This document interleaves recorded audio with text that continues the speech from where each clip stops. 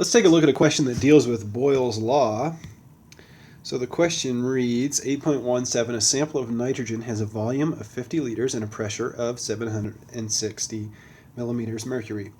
What is the final volume in liters of the gas at each of, I just chose one, the following pressures, if there is no change in temperature and the amount of gas? So basically it's telling us that we don't have to be concerned with temperature, so we don't have to worry about that, and we don't have to worry about the number of moles of gas.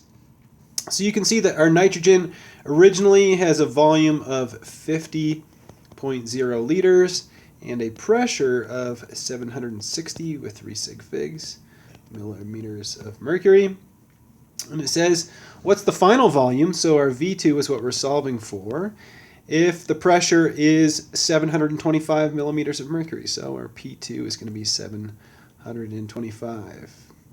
So hopefully you can recognize that when you're dealing with volume and pressure and you don't have to be concerned about temperature and the amount of gas, the number of moles of gas, you can use and apply Boyle's law, which is a good idea to memorize Boyle's law, which is P1 times V1 will be equal to P2 times V2. Excuse me. Now in this problem we're solving for V2, so I'm just going to solve that. V2 is equal to P1 times V1 divided by P2, like that. So I'm going to go down here and I'm going to plug in my numbers into the equation. So P1, I'll put my 760 millimeters of mercury.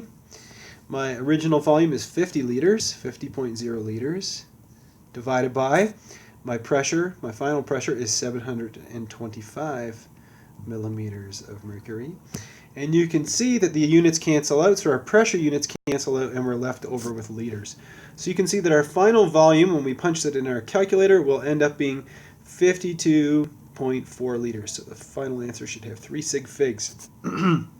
So this is an example of a problem that uses Boyle's law, so the relationship between pressure and volume, which is an indirect relationship. As pressure goes up, volume goes down of a gas.